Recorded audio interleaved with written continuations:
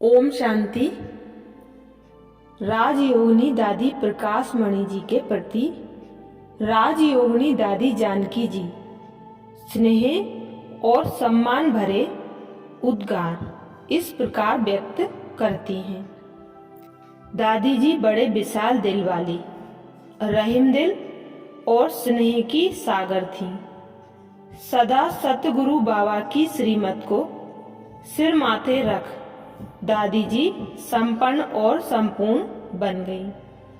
प्यारे बाबा ने मातेश्वरी जगदम्बा पर ज्ञान का कलश रखा, उन्हें पालना के निमित्त बनाया। जब बाबा अव्यक्त हुए तो दीदी मनमोहिनी और दादी जी को निमित्त बनाया। दीदी अव्यक्त हुई तो दादी ने सब पार्ट बजाया। बाबा ने दादी को मीठा नाम दिया कुमार का। यह बाबा का प्यारा नाम था। आज दादी जय जगजननी सब दुख हरनी बन गई है। जैसे बाबा ने किया वैसे दादी ने किया। कैसे किया यह क्वेश्चन नहीं, हम भी कर सकते हैं। करना है तो अब करना है, कल पर नहीं रखना है।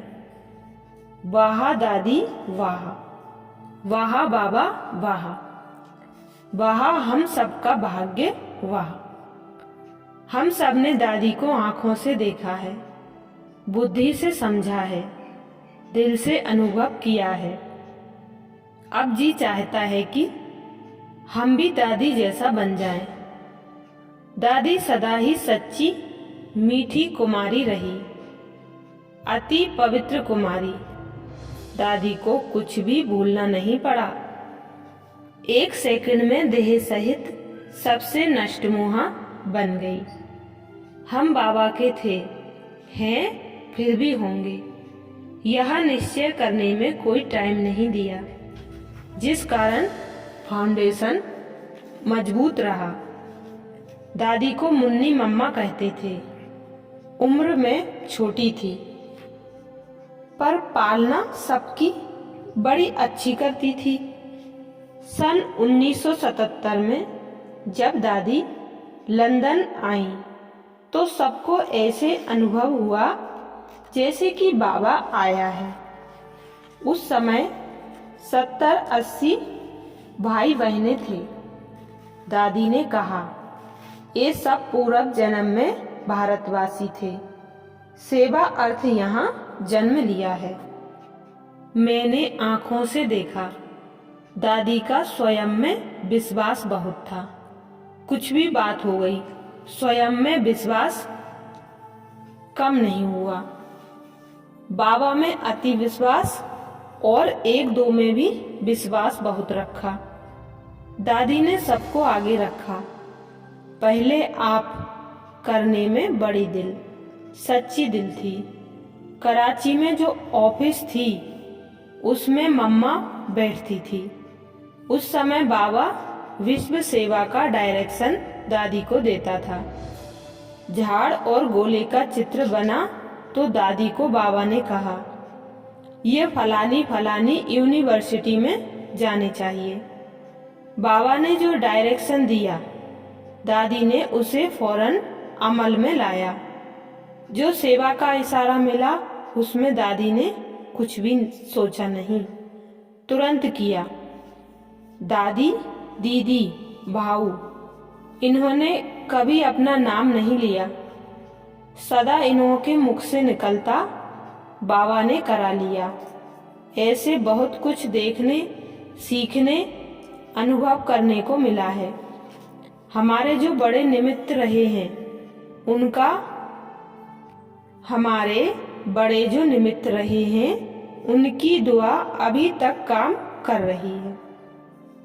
हमारे पूर्वज जो जड़ों में बैठे हैं उनसे सारे वृक्ष को शक्तियों का जल मिल रहा है। दादी हृदय मोहिनी जी दादी जी के बारे में इस प्रकार लिखती हैं। साकार बाबा इस बात पर बहुत ध्यान देते थे कि हर बच्चा मुरली ईश्वरीय महावाक्य बहुत ध्यान से सुने। यदि मुरली सुनते समय किसी बच्चे को उबासी आ जाती थी तो बाबा तुरंत कहते थे कि इसको उठाओ, नहीं तो वायुमंडल पर बुरा प्रभाव पड़ेगा। बाबा मिसाल देते थे कि जैसे सीप पर जल की बूंद गिरती है तो मोती बन जाती है, इसी प्रकार आपकी बुद्धि पर भी ये ज्ञान अमृत की बूंद पड़ रही है। एक एक बूंद ज्ञान मोती का रूप धारण करती जा रही है। अतः हमारे में इतने मोती बाबा डालते हैं, भरपूर करते हैं मोतियों से, तो हमारा इतना ध्यान तो होना चाहिए। बाबा के सामने मुरली सुनने बैठे बच्चों में से यदि किसी ने बाबा की मधुर शिक्षाएं सुनकर चेहरे द्वारा प्रतिक्रिया प्रकट नहीं की तो बाबा कहते थे, यह कौन बुद्धू सामने बैठा है। इतना ध्यान बाबा बच्चों पर देते थे। बाबा का प्यार भी भरपूर था तो शिक्षाएं भी भरपूर देते थे। मान तो किसी बच्चे ने कोई गलती कर दी, मान लो किसी बच्चे ने कोई गलती कर दी तो बाबा उसे व्यक्तिगत रूप से बुलाकर गलती नहीं सुनाते थे, मुरली में ही सब सुना देते थे कि महारथी बच्चे भी ऐसे ऐसे करते हैं। बाबा के पास रिपोर्ट आती है, गलती करने वाला तो समझ जाता था कि यह बात मुरली में मेरे लिए आई है। मुरली के बाद बाबा के कमरे में हम मुख्य भाई बहनें जाते थे, जिसे चैम्बर नाम से जाना जाता था। बाबा अपनी गद्दी पर विष्णु मुआफिक लेट से जाते थे और हम सभी बच्चे पास पास बैठ जाते थे।